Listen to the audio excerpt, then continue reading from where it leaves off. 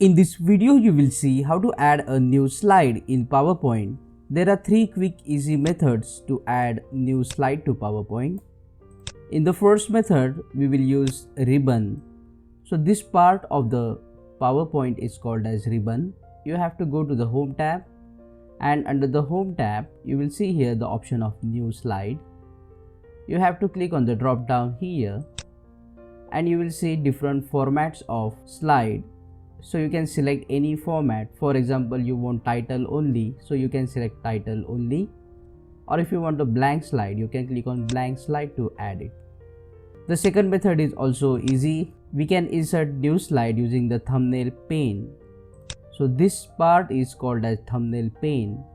You can click on the slide, any slide, then right click, and here you will see the option of new slide.